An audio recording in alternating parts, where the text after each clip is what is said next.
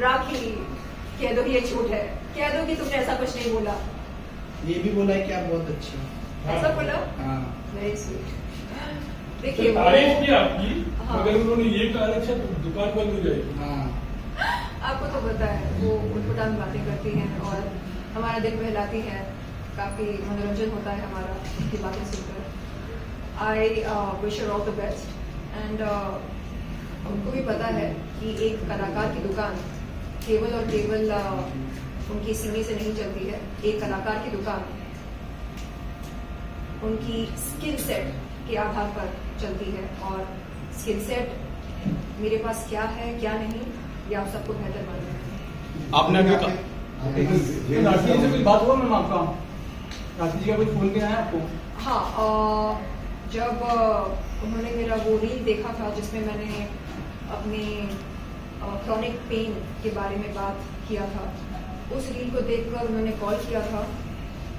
उस वक्त मैं अस्पताल में थी, उनका कॉल रिसीव नहीं कर पाई। सर्जरी के बाद बेहोशी की हालत से जब मैं होश में आई तब मैंने अपना व्हाट्सएप चेक किया, उनका बड़ा प्यारा मैसेज आया, कहा कि कहाँ हो तुम, क्या हो गया तुम्हें, तुम ठीक तो हो, मैं आऊँ क्या मिलने? ऐसे नहीं आई एम फाइन, अभी सब ठीक हो गया है। तो very soon I would like to catch up with her और कस के नहीं आराम से झपकी देना चाहूँगी और यस जो हमारी पुरानी यादें हैं वो ताज़ा करना चाहूँगी, जो खिटपिट वो करती रहती उनके साथ। सो या शर्मिन जी, यहाँ पर सबसे इम्पोर्टेंट बात ये है because this is very bold decision. Once you are habituated with something, बहुत एक करेज लगता है इस तरह का डिसीजन लेने में।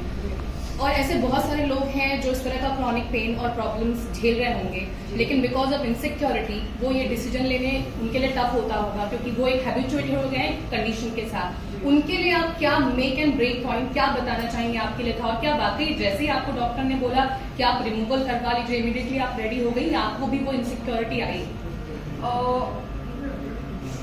ब्रेस्ट इम्प्लांट्स निकलवाने का डिसीजन मेरा खुद का था क्योंकि जो क्रॉनिक पेन हो रहा था वो बर्दाश्त के बाहर हो गया था।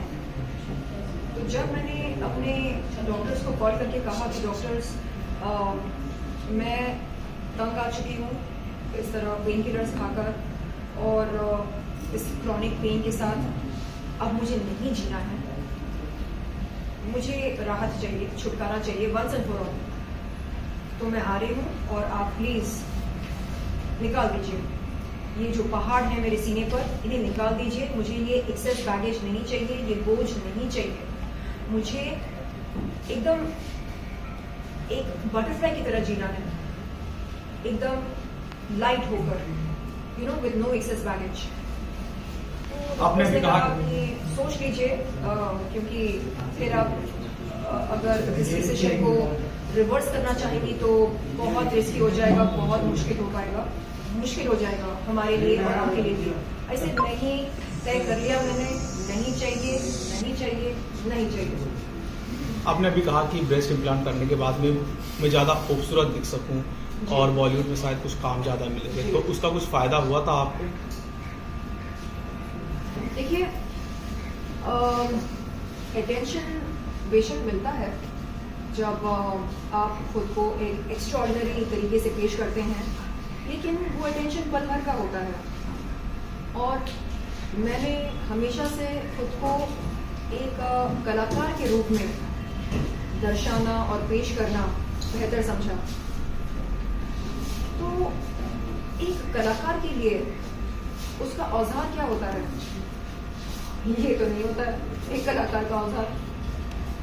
ये होता है क्या? यानी क्या जनता हीरोइन के कप साइज की जानकारी प्राप्त करने के बाद ये तय करती है कि उस हीरोइन की फिल्म देखनी है या नहीं देखनी है? अगर हीरोइन का कप साइज डबल डी हो तो जनता जाकर उनकी फिल्म देखेगी, और अगर बी हो या सी हो या ए हो कप साइज तो जनता उनकी फिल्म नहीं देखेगी? ऐसा नहीं होता है, करेक्ट? तो कप साइज का एक कलाकार की क्षमता के साथ कोई कनेक्शन नहीं है।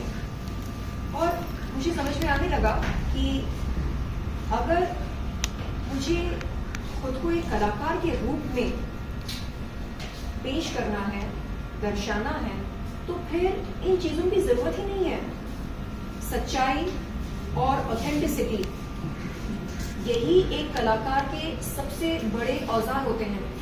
अगर आपके पास सच्चाई ना हो तो आप क्या बेच रहे हैं? एक कलाकार के तौर पर, कलाकार के रूप में आप क्या बेच रहे हैं? नकलीपन। नकलीपन तो चलता नहीं है मार्केट में। और क्या बेच रहे हैं आप? इनसिक्योरिटी। अरे देखो ना, इनसिक्योरिटी के चलते हमने ये डलवा लिए। क्या मैसेज आप दे रहे हैं समाज को कि देखिए हम इनसिक्योर हुए और हमने ये डलवा लिए, अगर कभी आप इनसिक्योर फील करें तो आप भी डलवा लीजिए। ये मैसेज आप दे रहे हैं? नहीं, समाज को चाहिए असलीपन। आप जैसे हैं खुद को वैसे ही पेश करें। This is a very bold decision what you taken actually. I don't think so कि कोई सामने आकर मतलब सामने से कहे